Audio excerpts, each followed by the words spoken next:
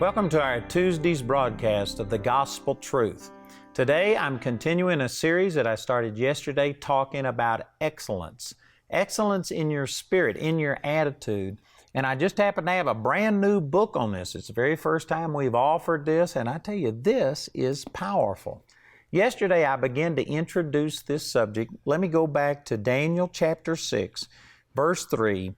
And this says, "Then was Daniel preferred above the presidents and princes because an excellent spirit was in him." Did you know everybody would like to be preferred? Everybody would like to see God promote them. Everybody would like all of these great results that Daniel and Shadrach, Meshach, and Abednego had. Everybody would like these results, but not everybody is willing to do what they did to get it. Now, we don't earn the blessing of God. None of us are ever going to be perfect, and please don't misunderstand what I'm saying. I'm not saying that you've got to dot every I and cross every T and you got to be this perfect person. But I am saying that there are attitudes, or what I'm calling here excellence, an excellent spirit that draws the favor of God, that causes God to promote you. You know, let me make this comparison.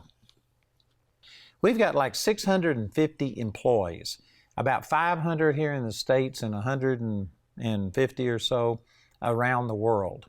And you know what? I try and treat all of my employees well. I go by and I say things to them. And there's times that, you know, employees don't do what's right. There's times that we've had to fire some people, let some people go and do things like this. But I try and be gracious and kind to all of my employees, and I don't treat them badly. But I can guarantee you, when it comes time to promote a person, you don't take a person that is a griper and a complainer and a person who just, barely gets by, and they are here only for the paycheck, but they have no desire to really help the ministry prosper. They're just thinking about themselves. You give them a 10-minute break. They're going to take a 15-minute break. They're going to come in late. They're going to check out early. You observe things like that. And when it comes time for a promotion, you don't promote a bad spirit. You don't promote a person who isn't diligent, doesn't have a good work ethic. You don't promote those things. If you do, well, then what that does, that causes everybody under them to be similar to that. What you do, you look for people that have this excellence in everything that they do, that they work hard, they have a good attitude, they are here trying to build everybody up. When they come, people get encouraged by them. You know, I'm sure that every one of you know what I'm talking about. There are some people that when you ask them, "How are you?" you're sorry that you asked. Because, man, it's just like they throw up on you and they tell you every hurt and every pain and every rejection that they felt, and they just gripe and complain. But then there's other people that when you see them, man, they are just encouragers. They build people up. They inspire other people to do better. See, those are traits of an excellent spirit. And when you have that, I'm telling you from an employer's standpoint, that you promote excellence. You do not promote a bad attitude. You know, I actually was walking through my office one time, and in the IT department, they had an interview with a young guy who came in, and this young guy came in wearing flip-flops, and he had pants with holes in them, and I'm aware that that's a new style and that I'm an old school and all of this, but this guy had on a t-shirt that was sloppy. He was not clean. He smelled. He hadn't combed his hair. He hadn't shaved. I mean, everything about him said loser. Now, again, some people are saying you shouldn't judge a person by the way they look. But I'm saying if you come for a job interview, and if that's the way that you look applying for a job, what's going to happen if you get it? Man, if that's your best standard, if you're putting forth your best foot forward, and if that's your best, what's it going to be like once a person gets hired? And anyway, I said hi to this guy, and I didn't say anything at that moment, but later I walked by, I asked the person who was over that department, I said, "What was he doing here?" And he said, "Oh, he came for a job interview." And I said, "You know what? I don't care what his qualifications are. We do not need people like that in this ministry that don't care anything about the way they look, about they present themselves." And I know that there's people, this is politically incorrect, what I'm saying. And there are people that will be judgmental. There's probably people who are upset with me right now saying, well, I thought you were a grace preacher, and here you are judging people and condemning them. I'm not condemning him. I love this guy. Man, I would help him if he was in trouble. I'll help him, but I'm not going to give him a job, and I'm not going to promote him, and I'm not going to try and encourage my other employees to live down to his standard. And some of you, well, I just think you're wrong. Well, let me suggest that that's the reason you don't prosper. That's the reason you aren't promoted.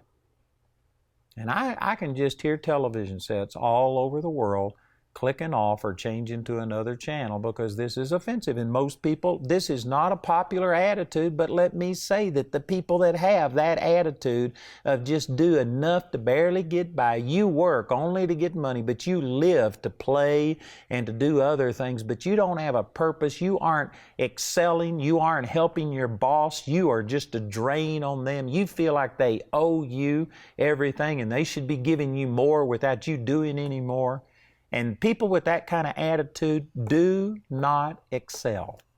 I'm telling you, there is a reason that people are promoted. There is a reason that God can lift other people up. And it's not that you earn it, but you do have to receive God's favor. You do have to have an excellent spirit.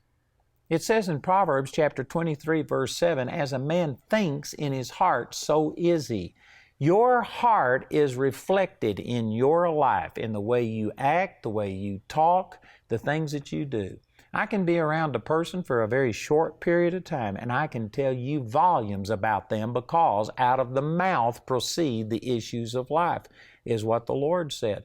And a person who is just griping and complaining and talking about everybody else and why don't they treat me better and we need to pass a law and the government needs to give me more money and it's all about what other people should be doing, but you aren't operating in excellence yourself. I can guarantee you that. I'm saying this in love, but that's a loser's attitude.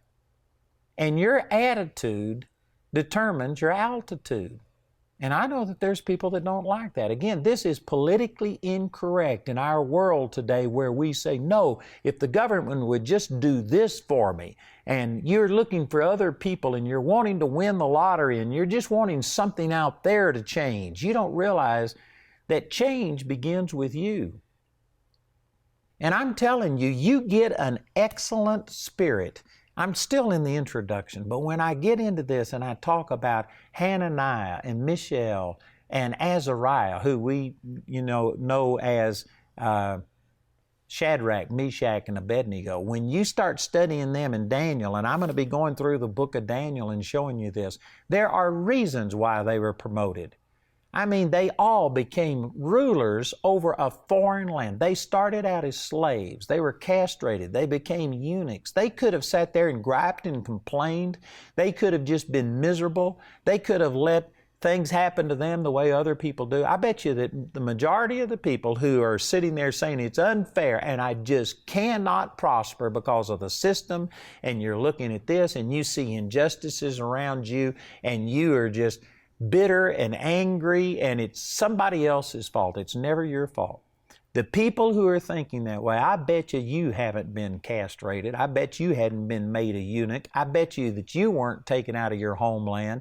And it doesn't say this, but Daniel, Shadrach, Meshach, and Abednego, it says that this happened when Nebuchadnezzar came in and conquered the people. And I mean, he killed hundreds of thousands of people. It is very possible that this very king who they served was responsible for killing their family. Certainly, there were some family or friends that Nebuchadnezzar killed. They could have been bitter towards him and they could have said, we aren't doing a thing that he asked us to do.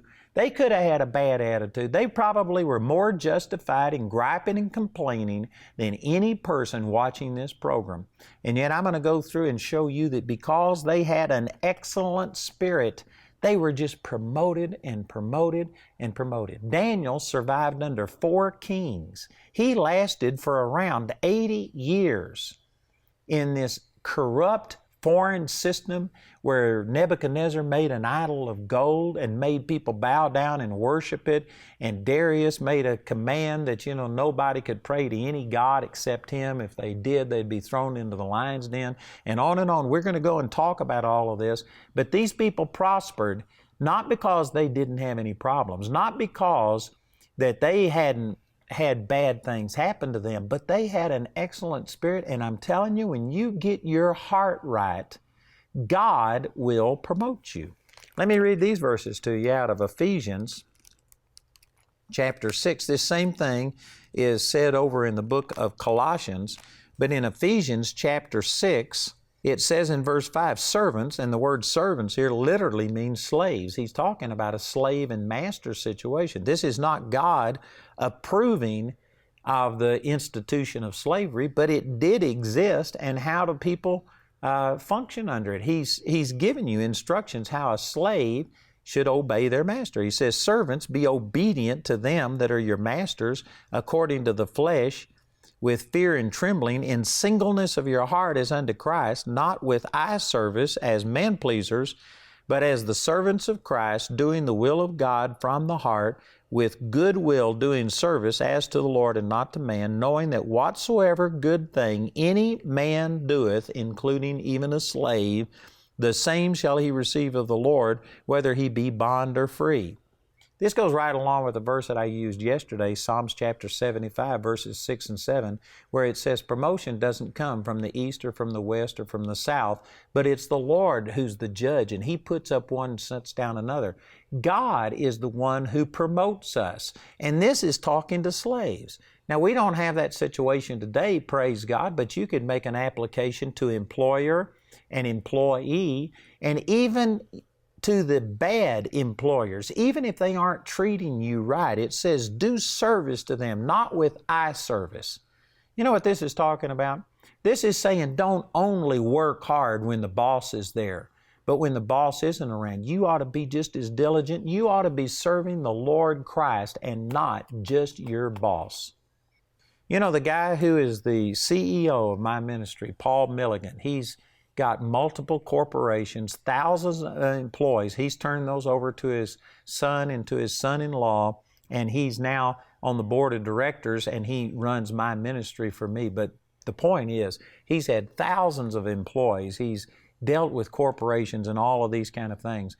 And Paul and I have tried to share with our employees that even though we want to be a blessing to our employees, and we try and pay our employees good, we give them time off and PTO and health benefits, and we do a lot of different things. We're trying to get across that we are limited in what we can do, but God is unlimited. And if people would work as to the Lord and not to us, not just when we're around do they work hard, but man, if they would work hard and if they had this excellent spirit and did everything with excellence, just like Daniel, they would be promoted. It says Daniel was thought to be promoted over the whole realm because he had an excellent spirit. God was the one who promoted him. God is the one who raised him up. God will promote you. But if you look to your employer and you're sitting there and you are thinking that God cannot prosper you beyond that job, and you look at that job as your source, then if you run into any financial difficulties and stuff, you're going to have resentment and bitterness towards your boss, towards your job. But you need to be working like this is saying as to the Lord, not with eye service, just doing what is inspected. But even if people aren't looking, you need to be serving God with your whole heart. And again, Paul Milligan, the CEO of my ministry, has a great testimony about this. I'm not going to give the whole thing. Maybe later I will in this teaching. But he was under a boss who was treating him wrong, taking credit for his ideas, and he knew it. But rather than get bitter, rather than try and make his boss fail, he just said, I'm going to make this man the most prosperous man that this company's ever had. And he did that for years. And after a couple of years, the higher bosses came down and asked him some questions about, was this your idea? Did you actually make this contact? Did you get this business deal done? And when they asked him, he said yes. And they said, we knew that your boss was not smart enough to do this. We've been watching you. And they recognized his ability, and they wound up promoting him, getting rid of that other man who had stolen Paul's ideas, and they wound up promoting Paul, and it became a great learning situation for him and a stepping stone to him owning his own businesses and everything. And see, he served not as just to a man, but he was serving to the Lord, and because he had that excellent spirit, God promoted him. I tell you, I am speaking directly to people right here. Some of you may not even recognize it, but this is God that is speaking through me to you, and you have been complaining about this situation, about this person, praying that they would change, that all of this would change, and what needs to change is you. You need to get an excellent spirit. You need to start serving the Lord instead of serving people. And I tell you, when you do that, God will cause you to prosper. Man, I've got examples of this. You know, I've been in ministry the vast majority of my life, but I haven't always been in ministry. And I remember when I was pastoring a little church in Childress, Texas, that anyway, I ran into a financial bind. I actually had bought a house, and it was financed by the owner, and I didn't have the ability to pay him. But rather than dodge him, you know, part of an excellent spirit is that when you owe somebody, you go to them. And the best thing is to pay them, but if you don't have the money, at least don't avoid them. And the day that I owed my payment on that house, I went to this boss and I told him, I said, look, I am sorry, but I just don't have it, but I am not avoiding this. I am going to come up with it. I remember telling this guy that my wife's blood was worth $150 an ounce back in the 70s and 80s. She's got a rare blood type. And of course, I wasn't going to use my wife's blood to pay the payment, but I was just telling him that I said, look, we are going to guarantee you we will pay this. And this guy said, well, look, he owned a photography studio, and he said that I'll let you work it out. And at that time, one of the reasons that I had so much poverty in my life is because when I was called into the ministry, I thought I was sinning against God if I worked a secular job. And so when our ministry was very small and we were only ministering to a few people, I only had a small income, and that's the reason I had all of these financial problems. But when I came into this situation, I couldn't tell this man that, you know, I owed him money, and I couldn't tell him, well, I'm not going to work for you and pay this off in wages. I felt obligated to him. I'd given him my word I was going to pay him. So anyway, even though it was against the way I had been living the last few years, I just knew that I had to get this guy paid, and so I accepted this job. And I went in and started developing pictures. And it's a long story, but I remember the very first time he ever started trying to teach me how to develop pictures. He took this one shot. We had a machine, and you put the negative in there, and you made a shot, and then he printed the thing, and he ran it through the machine, and he brought it out into the light, and he had me look at it, and he says, what's wrong with this picture? And I said, nothing. I said, it looks great to me. And he says, there's too much magenta. I didn't even know what magenta was. And he started trying to teach me how to develop pictures properly. And honestly, I just didn't get it. And he was so busy. He was so far behind. He had the contract with the high school to print an 8x10, 2 5x7s, and 16 wallets for every student. And his person that developed pictures had quit. He was in a bind, and he needed me to do it. So he just gave me a little bit of training and then basically put me in the dark room and told me to do it on my own. And I didn't know what to do. But you know what? I had this excellent Spirit. I had the Holy Spirit, and I started praying in tongues, and I asked God to show me. And I started doing things that I couldn't have done on my own. Matter of fact, there was one time, I hadn't got time to explain this to you, but anyway, there was a thing that we had to print one wallet size picture on just one 8.5 by 11 sheet of paper. And we only put that one wallet picture on there because it was nearly impossible to put different pictures from different people. You would have to turn on the light, open the machine, take out the negative, put a new one in, and you had to put this in a box. Anyway, I don't know if this makes any sense to you, but it was hard to do. But I saw that we were wasting paper, and so I went ahead and I put 8 different wallet pictures on one 8.5 by 11 sheet of paper. And so I had it sitting out on a table waiting to dry, and I was in the dark room working, and this boss comes running in, and he says, I can't believe you did this. And he says, I have worked here for 26 years. There is only one time in 26 years that I've been able to do something like this. He says, you couldn't do this again if your life depended on it.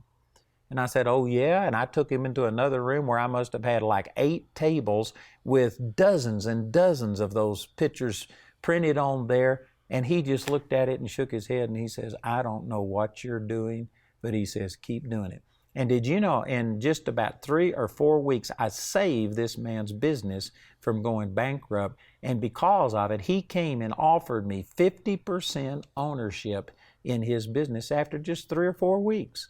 And I mean, I didn't have to invest any money. If I would just work for him, he would give me 50% of his business.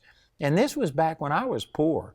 This was back when I was struggling. It was quite an offer, but that's not what the Lord told me to do, and I turned it down, and that's when the Lord sent me to Pritchett, Colorado, and I had to turn it down. But I'm saying that God promoted me because I had an excellent attitude, because I trusted God. I did more than what was asked of me.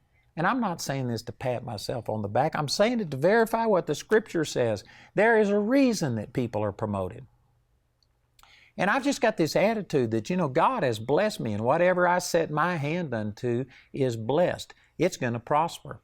I really believe that.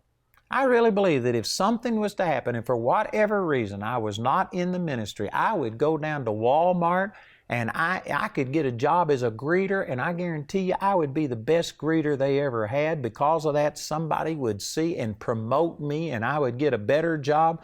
If I went to work at McDonald's, it wouldn't be long until I'd be managing the McDonald's and then owning the McDonald's. And I just don't care what you do. I know that when you have this attitude and you are serving the Lord and not serving people, and you aren't doing it to eye service, when you do that, it attracts the power of God and it releases the favor of God. And I know some of you think I'm weird, but I think you're weird to have this as part of our inheritance. And as I go through this series, I'm going to show you that this is part of what you've received as a born-again Christian. You've got the Spirit of God on the inside of you. In your spirit, you've got love, joy, peace, long-suffering, gentleness, goodness, faith, meekness, and temperance. You've got all of these things. And if you are a griper and a complainer and negative and discouraged, you aren't operating in what God has given you. If you were to get your heart right, and instead of praying for everybody else to change, instead of praying that you would win the lottery and that somehow or another, favor would just drop out of the sky, and if you would begin to recognize who you are and what you have and begin to operate in it, promotion would come just like it did for Daniel, because he had an excellent spirit.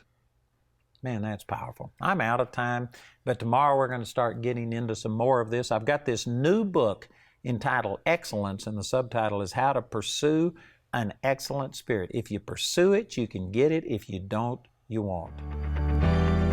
Spreekt het onderwijs van Andrew Wommack je aan en wil je je hierin verder verdiepen? Dan is Charis Bible College dé plek voor jou. Charis Bible College is de internationale bijbelschool van Andrew Wommack Ministries met vestigingen in verschillende landen, waaronder ook Nederland.